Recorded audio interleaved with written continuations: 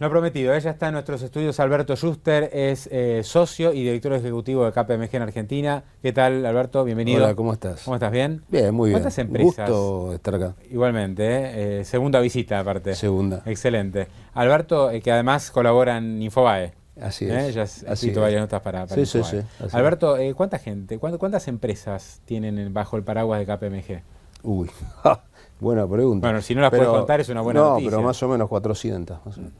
Que ahí tenés multinacional, hay de todo, ¿no? Hay de todo, chicas, grandes, bancos, alimenticias, energéticas, y te siderúrgicas. Bueno, ustedes ofrecen un servicio, Sí. ¿no? Que hay que renegociarlo año a año. Así y con inflación ni hablar. Se discute mucho, está complicado subirle el fee a las empresas, porque, porque también tenés que enfrentar aumento salarial, aumento de costo y de todo ahí. Es así. Depende el tipo de compañía en el cual vos apuntes. Por ejemplo, todo lo que son las compañías internacionales donde el honorario se define internacionalmente, después de la devaluación es más fácil negociar honorarios que antes de la devaluación. Porque cuando el dólar estaba a 6 y planchado, era muy difícil, y nosotros teníamos inflación, la real, era muy difícil decirle a un europeo o un americano que el honorario tenía que subir en euros o tenía que subir en dólares. Estás hablando del dólar oficial, ¿no? Sí. El único dólar que existe para ustedes. Para nosotros, por supuesto. Tanto lo que es negociado o exportado. Entonces, era difícil decirle a un cliente que en Argentina los honorarios tenían que subir en dólares o en euros. Este ya no es el problema porque se ha un poco revertido. En términos de negociación de los honorarios con las empresas locales, nosotros no vemos mayor problema en la medida que demos un buen servicio. Es decir, como damos un buen servicio, no tenemos problema en esa renegociación. A veces es un punto más, un punto menos, pagan un poco antes, un poco después, pero nosotros no estamos viendo ni problemas en la cadena de pagos, ni problemas significativos en la negociación de honorarios. Por ahora, la cadena de pagos está sana porque sí, totalmente. Lo que se quejan algunos proveedores es, y bueno, me empiezan a visitar el pago, es decir, la empresa que no se puede financiar en el mercado bancario porque se empieza a encarecer el crédito, dice, bueno, me financia por otro lado. Sí, eso es cierto en cierto nivel. En el nivel de empresas donde nosotros tenemos como clientes y que nos hacen el 70% de la cobranza, eso no se da. Esto puede ser a nivel por ahí pyme, en mercados más informales. Sí, a veces te empezás a encontrar que tenés cheques diferidos, pero la verdad nosotros no estamos notando un problema en la cadena, por lo menos de nuestros pagos. ¿Crees que la economía se va a mantener en estos niveles? ¿Estás esperando un 2014 muy malo? Es decir, los pronósticos son o va a ser un año malo o un año muy malo. No, yo creo que podemos apuntar a una baja de producto de entre 1 y 2%. Es bastante malo. Bueno, partiendo de la base de que tenés que el año pasado puede haber aumentado el producto 2,5, hay que ver cuánto dan las cifras, ir para atrás no es agradable, tampoco es una catástrofe. Lo que pasa es que hoy estamos metidos en un problema, creo que es importante, que es entre una pelea en quien pierde menos con la devaluación. La devaluación lo que te produce es... primero que la devaluación es consecuencia de un problema que yo defino como prehistórico, que es la inflación. La verdad que la inflación en el mundo, salvo en algunos países, ya no existe. Y cuando un país se encuentra, como Brasil, con una inflación que le puede tocar el 5%, empieza a aumentar las tasas de interés para enfriar la economía. Esto es así. Nosotros tenemos un problema recurrente, y digo recurrente porque si uno toma los últimos 25 años, siempre igual. Se dan periodos como estos, en el cual, bueno, acordate que todo el mundo hace 4 meses estaba diciendo el tipo de cambio está bajo. Bueno, ahora el tipo de cambio, llámalo, está bien, a 8, muy bien. ¿Quién pierde en la pulseada? Porque en realidad vos en la economía tenés que está conformada por salarios y costo de capital. Costo de capital es lo que las empresas toman, digamos, como endeudamiento, o lo que le pagan a sus accionistas como utilidades. Entonces tenés costo de mano de obra o de salarios y costo o utilidades. ¿Quién va a ceder? ¿Los salarios o las utilidades? Y esta es la pelea. Es decir, si las empresas ganan menos o la gente gana menos. Y seguramente a través de estas negociaciones y estas paritarias se va a definir eso. Ahora, podría pasar las dos cosas, ¿no? Que la gente gane menos y yo creo que las utilidades de la empresa están cayendo. Por eso yo creo que se va a dar una combinación de las dos cosas. Las empresas ganan más, pero por lo menos lo que uno ve del 2013, ¿no? El resultado del 2013, hay muchas empresas que han presentado balances en la bolsa. Muchas empresas han ganado más, pero la utilidad no llega a ser 20% superior al año pasado. No, yo te quiero hacer como contador tengo que hacerte una advertencia al respecto. Esos balances no están ajustados por inflación. Entonces, cuando vos tenés los balances no ajustados por inflación, los números son muchos.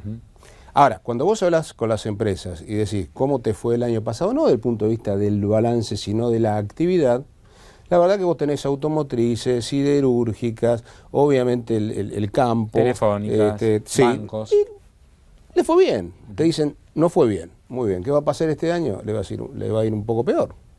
Probablemente. Esa es la situación. Creo que lo que hay que definir, el punto clave de la economía es cómo se reparte el costo de la devaluación.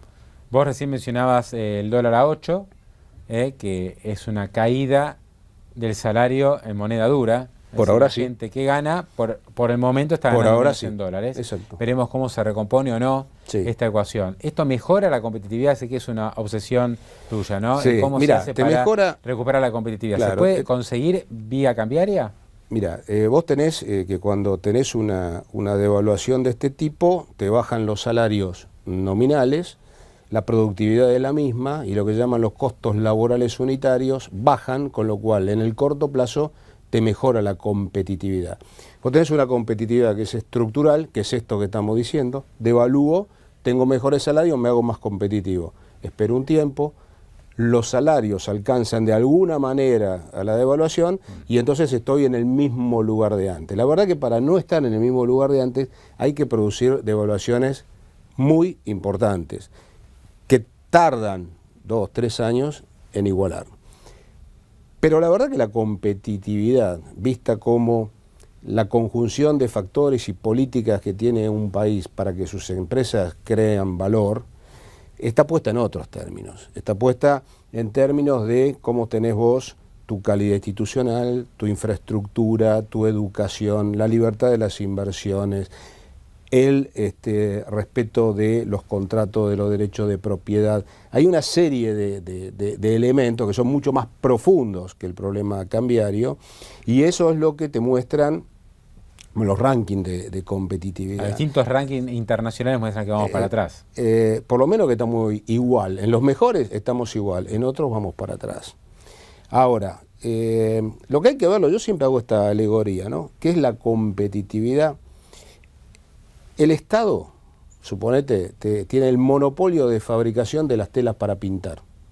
Entonces, te da una tela que es horrible y bueno, va a venir un Picasso y por ahí esa tela horrible hace un buen cuadro. El resto va a ser una porquería. Si el Estado te da una buena tela para pintar, por ahí viene Picasso, viene Monet, viene Van Gogh y hacen todos cuadros extraordinarios y después los segundos niveles hacen buenos cuadros. Entonces, ¿qué te da el Estado? Un marco donde las empresas puedan crear valor. Y eso es lo que Argentina hace mucho tiempo tiene mal. La buena noticia es que tenés un montón para mejorar. Pero ¿qué tenés que mejorar? Otra vez, la calidad institucional, tenés que mejorar la infraestructura, tenés que mejorar la macroeconomía. No se puede vivir con inflación del tipo como está viviendo ahí. Con esa inflación no hay competitividad que valga. No podés hacer ninguna política para arreglar nada, porque siempre estás corriendo atrás de la solución de la inflación. Bajar la al inflación menos ahora es fundamental. tenemos un termómetro, ¿no? Como se suele decir, ahora, antes el termómetro estaba roto, ahora tenemos un termómetro que funciona. Falta encontrar la medicina, ¿no? O sea, no alcanza con saber que el paciente tal vez tenga fiebre. Bueno, primero tenés que confirmar que el cómo termómetro siga funcionando bien. Obvio. Ahora, suponete que el termómetro sigue funcionando bien, lo que te va a marcar es la fiebre. El tema es que vos tenés que encontrar el antibiótico. Ahora, encontrar el antibiótico generalmente implica sacrificios. Y esos sacrificios, como dije antes, alguien los paga. El problema es encontrar que el sistema político acuerde, y el sistema político son los partidos, el gobierno, los sindicatos, la sociedad civil, de alguna manera acuerde quién se sacrifica para que baje esa inflación. Ahora, porque gratis no es. Viendo desde el punto de vista de las últimas medidas que se han adoptado y, digamos, viendo la inflación también como un fenómeno monetario, aunque hay otros aspectos, lógicamente que no haya oferta, que no haya inversión, tiene mucho que ver con la inflación. Pero, por ejemplo, el Banco Central absorbió 40.000 millones de pesos, ¿no? Ha sido titular esta semana. Para hacer eso tuvo que subir la tasa de interés, restringió el crédito en la economía, hubo además al mismo tiempo que llevar el dólar a un nivel mucho más alto, o sea, se hicieron una serie de correcciones que generaron un gran esfuerzo que ya se empieza a sentir en la actividad real. Correcto. Ahora, si esto se hace para que dentro de 6 meses el Banco Central emita 100.000 millones para financiar el Tesoro, entonces no valió de nada. Hicimos un gran esfuerzo y caímos en una recesión para nada. Claro, lo que pasa es que el Banco Central lo que está haciendo es lo que en términos ortodoxos se llama un ajuste. Ahora, cuando vos haces un ajuste, tenés que tener una serie de medidas complementarias que le den marco a todo ese ajuste. Bueno, a lo mejor las anuncian, pero todavía no las estamos viendo. Hay algunos indicadores que te dicen, bueno, Argentina se dio cuenta, y digo indicadores porque nadie lo verbaliza. Claro. Argentina se dio cuenta que, por ejemplo, para mejorar su infraestructura necesita endeudarse. ¿Dónde se endeuda? Endeuda en el mercado internacional. Vos no hay forma de endeudarte para infraestructura que no sea en el mercado internacional. Puede ser con organismos públicos, puede por ser supuesto. con inversores privados, hay distintas alternativas. Pero primero tenés que regularizar tu situación con el frente externo. Llámese Club de París, llámese Repsol, Holdouts, CIADI. Si vos tenés más o menos regularizado eso, podés volver a endeudarte. Si podés volver a endeudarte, vas a tener más flujo de dólares hacia el país. Una parte importante de el dólar, la cotización del dólar tiene un efecto que se retroalimenta. Es decir, empieza la inflación, se corrige el dólar produce inflación y así sucesivamente. Es una espiral que hay que cortar. Tenés que cortarla. Si vos tenés que te entran dólares por inversiones, por endeudamiento, o porque los argentinos vuelven a traer la plata y la ponen en el país, o por lo menos no la sacan, tenés el frente del dólar, digamos, controlado. En realidad lo que vos tenés que lograr es que vengan dólares, tenés que lograr que vengan inversiones, poder endeudarte, así van a venir los dólares, y en realidad el país tiene que importar y exportar mucho más. Mirá, la relación entre los países más competitivos en cuanto a dólares per cápita, comercio internacional total, impo-expo per cápita, en los países más competitivos da 47. En los países del segundo tier, son países grandes como Estados Unidos, Alemania, Gran Bretaña, que tienen bastante población, eso está más o menos en 20 y pico, 24, suponete. Argentina tiene 4. O sea, tenemos una economía extremadamente cerrada. Por supuesto. Entonces, ¿qué tenés que hacer? No tenés que tener una balanza comercial extraordinaria. Los países no tienen balanzas comerciales extraordinarias, salvo China, salvo los países que empiezan a ser bajos en términos mano de obra, como le pasó a China, a los tigres asiáticos en su momento, pero Argentina no es ni va a ser un país barato de mano de obra. Porque es nuestra idiosincrasia. Cada vez que se bajó el salario brutalmente, tenemos problemas, los salarios recuperaron. Entonces, en realidad lo que vos tenés que tener es importar para exportar. Si vos no importás, tenés el siguiente problema. Primero te quedás atrasado, pero después no tenés la materia prima para exportar. ¿Qué se puede exportar? Lo que somos muy competitivos ya lo exportamos. El sector productos primarios, ahí estamos fenómenos. Bueno, la carne la rompimos. Ahora tenemos que volver a exportar carne, por ejemplo. Pero después tenés los productos industriales. Y Argentina es capaz de poder exportar productos industriales a Brasil, por ejemplo, a otros países de Latinoamérica. Tenemos un problema. Estamos mirando para el lado equivocado, pero vamos a seguir mirando para el lado equivocado porque miramos para el Atlántico. Hoy tenés que mirar para el Pacífico. Y vos tenés los países como Perú, Colombia, México, Chile, que hicieron un acuerdo de estos países que miran al Pacífico. Pero pese a eso tenemos un mercado que es el brasileño, que es muy grande, que es tan poco competitivo como nosotros. porque no te creas que Brasil es mucho más competitivo que nosotros. Nosotros tenemos $4.000 per cápita de Impo-Expo, Brasil tiene 2, para que te des una idea. Y está tan primarizado o más que lo que estamos nosotros. Lo que pasa es que son 200 y pico de millones de habitantes. Alberto, para ir cerrando, ¿sos optimista para lo que viene? Digamos, estamos con un periodo turbulento. El gobierno, yo destaco por lo menos que se han encarado determinadas cuestiones que pocos daban, ¿no? Pocos apostaban que lo iban a tener que hacer. Lo hicieron obligados, sin convicción, por necesidad extrema, no importa, pero por lo menos le están haciendo ganar tiempo al próximo gobierno. Pero eso por lo menos es destacable. Vos ¿no? tenés que separar entre el súper corto y el mediano.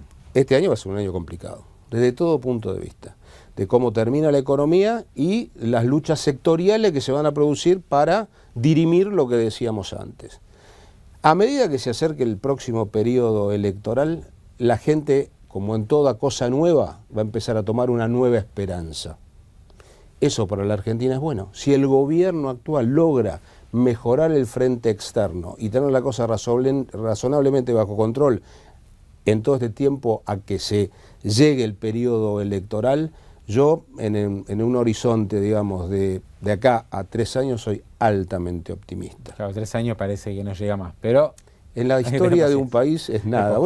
El problema que tenemos nosotros es, si tenés un minuto más, la historia del universo es infinita.